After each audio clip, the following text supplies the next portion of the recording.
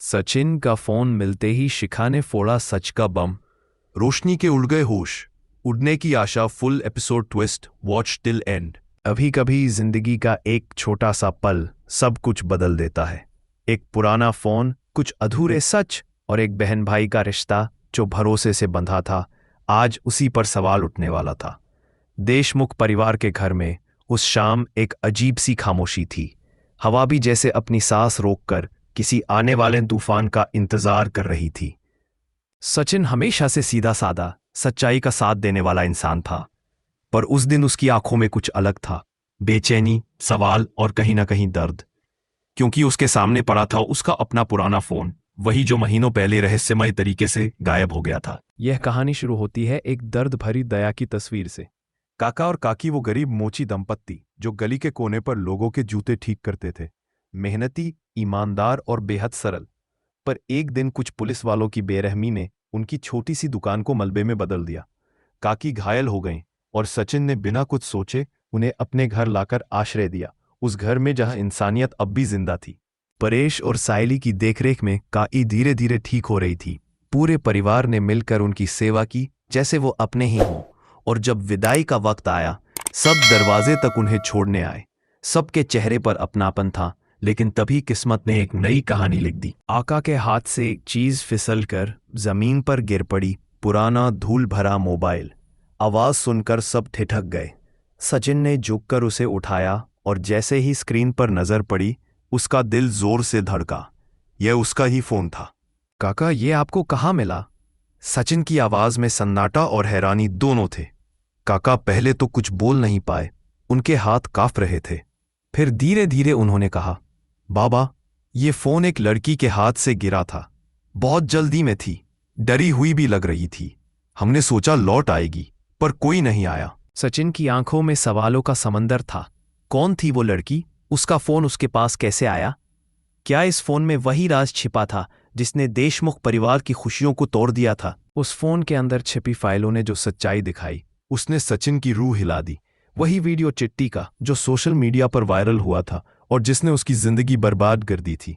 यह कोई सामान्य चोरी नहीं थी, यह एक साजिश थी। सचिन के दिमाग में तुरंत नाम गूंजा, रोशनी। घर की सबसे मासूम, सबसे प्यारी बहू, जिसके चेहरे पर हमेशा मुस्कान रहती थी। लेकिन क्या उस मुस्कान के पीछे कोई और चेहरा था? फोन के गायब होने से लेकर वीडियो के वायरल होने तक रोशनी के बर्ताव में कई बार सचिन ने अजीब बातें नोट की थीं, पर उसने कभी शक नहीं किया, क्योंकि भरोसा उसका सबसे बड़ा गुण भी था और आज वही उसकी सबसे बड़ी कमजोरी बन गया था। उस रात सचिन ने किसी को कुछ नहीं बताया। चुपचाप अपने कमरे में जाकर फोन की फाइलें, मैसेज, कॉल लॉग सब खंगाले। जितना वो गहराई में गया, उतनी परतें खुलती गई। हर चीज उसे उसी ओर ले जा रही थी, रोशनी।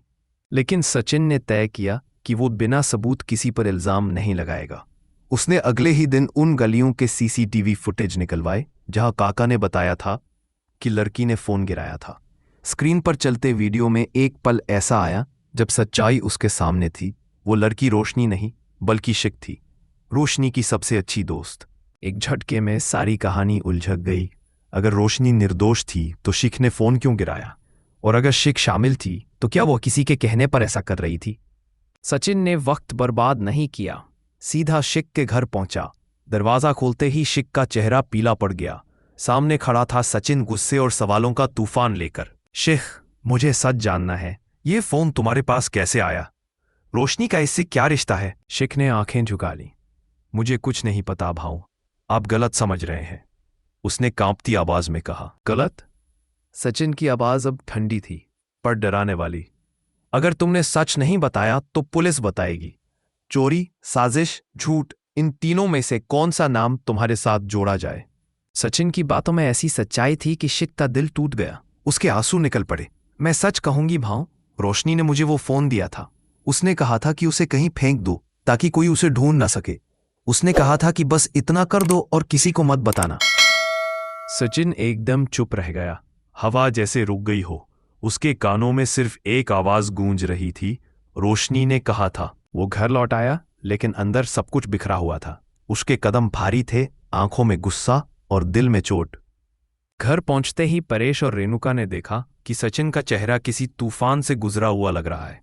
उन्होंने पूछा, क्या हुआ सचिन, तू ठीक तो है? सचिन ने बिना कुछ कहे फोन टेबल पर रखा। यही है वो फोन, और इसके अंदर छिपी सच्चाई सुनने की हिम्मत है तो सुनो। वो धीरे धीरे सब कुछ बताने लगा, कैसे फोन काका के पास मिला, कैसे शिख ने कबूल किया और कैसे रोशनी इस साजिश की जड़ में थी। हर शब्द के साथ माहौल भारी होता गया। परेश की आंखें चौड़ी हो गईं। रेणुका के चेहरे पर अविश्वास था। नहीं सचिन, रेणुका बोली, रोशनी ऐसा कर ही नहीं सकती। वो हमारी बहू है, उसने हमेशा सबका साथ दिया है। सचिन की आंखों से आंसू फिसल पड़े। काश मैं भी यही मान पाता काकू, लेकिन सच्चाई अब छिपी नहीं रह सकती। उसी वक्त दरवाजे की घंटी बजी। सबका ध्यान उधर गया। दरवाजे पर खड़ी थी रोशनी, चेहरा फीका, आंखों में डर और बेचैनी।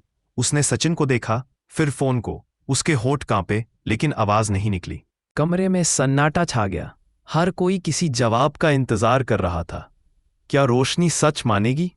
क्या वो बता पाएगी कि उसने ऐसा क्यों किया? या फिर कोई नया सच सामने आएगा जो अब तक किसी ने सोचा भी नहीं था? कहानी अब उस मोड़ पर थी जहां हर रिश्ता, हर भरोसा, हर भावना की परीक्षा होनी थी। सचिन के दिल में तूफान था। एक तरफ न्याय की आग, दूसरी तरफ बहन के लिए मोह। पर सच्चाई कभी चुप नहीं रहती। वो देर से ही सही, लेकिन सामने आती ही है। और आज वही सच्चाई इस घर की दीवारों से टकराने वाली थी। घर की दीवारों पर गूंजती थी सिर्फ एक आवाज, रेणुका की। सन्नाटा जैसे डर के मारे कहीं कोने में छिप गया था। सचिन ने जब शिखा के मुंह से यह सुना कि फोन रोशनी ने ही उसे दिया था, तो जैसे पूरा परिवार पत्थर का बन गया। और जब उसने सारी बात घर में सबके सामने रख दी, तो एक पल में खुशियों का चेहरा उतर गया। परेश वहीं सोफे पर बैठ गए, चेहरा सफेद पड़ गया। उन्हें समझ नहीं आ रहा था कि क्या यकीन करें और क्या नहीं। वहीं रेणुका, जो हमेशा घर के अनुशासन और मर्यादा को लेकर सबसे सख्त रही थी, अब आग बबूला थीं। उनकी आंखों में सिर्फ गुस्सा नहीं, बल्कि टूटे हुए भरोसे की टीस भी थी। वो झटके से उठी और सीधे रोशनी की तरफ बढ़ी। रोशनी! उनकी आवाज में ऐसी कड़क थी कि घर की खिड़कियां तक कांप उठी। रोशनी कोने में खड़ी थी, चेहरा पीला, आंखों में डर और पश्चाताप। लेकिन अब किसी के पास बया दिखाने की जगह नहीं थी। रेणुका गर्जी, तूने इस घर को क्या समझ रखा है? तेरी मनमानी चलेगी यहाँ? चोरी, झूठ और किसी की जिंदगी बर्बाद करने की साजिश, ये सब उसी रोशनी ने किया जिसे हमने बेईमान कर घर लाया था। उनकी आवाज हर कोने में गूंज रही थी। सचिन सिर झुकाए खड़ा था और परेश एक तक रोशनी को देख रहे थे, जैसे जवाब तलाश रहे हो। रेणुका का गुस्सा थमने का नाम नहीं ले रहा था। उन्होंने कहा, कभी सोचा है तूने कि अगर वो वीडियो सचिन या साइली की जगह किसी और का होता तो क्या होता? किसी की इज्जत, किसी का घर, सब खत्म हो जाता। तेरे अंदर जरा भी शर्म नहीं है। रोशनी अब रो पड़ी। उसने कांपते हुए कहा, माँ, आप समझ नहीं रही हैं। मैंने गलती की, लेकिन मेरा इरादा। बस, रेणुका ने बीच में काटा। इरादा चाहे जो हो, काम तो तूने नीच ही किया है। इस घर में अब तेरे लिए कोई जगह नहीं है। उन शब्दों ने रोशनी की रूह तक हिला दी। वो वहीं बैठ गई, हाथ जोड़ लिए। माँ, मुझे माफ कर दीजिए। मैं सच कहती हूं, मैं बस। लेकिन अब कोई सुनने वाला नहीं था। रेणुका की आंखों में आंसू आ गए, लेकिन गुस्से ने उन्हें गिरने नहीं दिया। परेश ने बीच में आकर कहा, रेणुका, थोड़ा शांत हो जाओ। बच्चे से गलती हुई है, उसे मौका दो अपनी बात कहने का। नहीं परेश, रेणुका की आवाज में अब दर्द था। ये गलती नहीं है, ये विश्वासघात है। हमने इसे बेबी माना और इसने हमारे सिर पर कीचड़ फेंक दिया। रोशनी धीरे धीरे खड़ी हुई। उसकी आंखों से आंसू रुक ही नहीं रहे थे। उसे लगने लगा कि इस घर में अब उसका कोई स्थान नहीं बचा। सबके चेहरों पर नफरत और अविश्वास था। कुछ पल खामोशी रही, फिर अचानक उसने सिर उठाया, आंखों में आखिरी बार किसी उम्मीद की चमक ढूंढी। पर कहीं कुछ नहीं था। उसने दरवाजे की ओर देखा, गहरी सांस ली और बोली, मैं जा रही हूं। कोई कुछ समझ पाता उससे पहले ही वह दरवाजे से बाहर भाग गई। रेणुका ने चिल्लाकर कहा, रोशनी रुक जा, लेकिन वो आवाज अब बस दीवारों में गूंज कर रह गई। सचिन तुरंत उसके पीछे भागा। गलियों में खोजा, लेकिन रोशनी कहीं नहीं मिली। हवा में बस उसका नाम था और परिवार के बीच एक ऐसी दरार जो शायद अब कभी नहीं भर पाएगी। देशमुख परिवार के आंगन में उस रात अंधेरा कुछ ज्यादा गहरा था। किसी की आवाज नहीं, बस पछतावे की गूंज। सचिन का फोन तो सच्चाई दिखा गया, लेकिन उस सच्चाई ने घर की नींव हिला दी थी। वो रात किसी परीक्षा से कम नहीं थी, पर सुबह एक और तूफान लेकर आई, सचिन की गिरफ्तारी। सुबह सुबह घर के दरवाजे पर पुलिस खड़ी थी। एक अधिकारी ने सख्त लहजे में कहा, सचिन देशमुख, आप पर आरोप है कि आपने ड्यूटी पर तैनात पुलिस अधिकारी से बदतमीजी की और उसे परेशान किया। सचिन के कुछ बोलने से पहले ही उन्होंने उसे पकड़ लिया। रेणुका और परेश कुछ समझ नहीं पाए। पर बात क्या है? रेणुका चिल्लाई, लेकिन पुलिस उसे ले जा चुकी थी। थाने में माहौल अनाव भरा था। अधिकारी ने कहा, तुम्हारी आदत है हर मामले में टांग अड़ाने की, अब भुगतो, 6 महीने की जेल पक्की।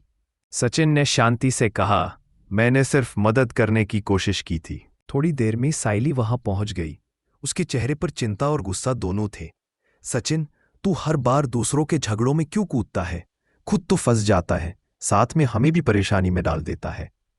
सचिन ने बस एक नजर उससे मिली और बोला, अगर किसी के साथ अन्याय हो रहा है तो चुप रहूं, यह मुमकिन नहीं। तभी तेजस और रोशनी का भाई अजय थाने पहुंचे। दोनों ने सचिन और साइली को देखकर हैरानी से एक दूसरे की ओर देखा। माहौल भारी था, लेकिन तेजस ने माहौल हल्का करने की कोशिश की। सचिन भाऊ, लगता है आज तो आप भी हमारी तरह ही हेडलाइन में आ गए हैं। पुलिस अधिकारी ने उनकी बात सुनी और तेजस ने मौका देखकर कहा, सर, मंदिर के सीसीटीवी फुटेज तो मंगाइए, सच्चाई खुद सामने आ जाएगी। अधिकारी ने आंखें तरेरी। बहुत बोलते हो तुम। और अगले ही पल उसने टेबल पर हाथ मारा, अब तुम भी यहीं बैठो। सचिन के होंठों पर हल्की मुस्कान आई। अब हिसाब बराबर हुआ। थोड़ी देर में मुख्य अधिकारी वहां आया। उसने रिया को भी बुलाया, वही लड़की जिसने उस झगड़े का वीडियो रिकॉर्ड किया था। रिया ने सबके सामने फोन निकाला और बोली, सर, सचिन ने कुछ गलत नहीं किया था, उन्होंने तो उल्टा मामला शांत करवाने की कोशिश की।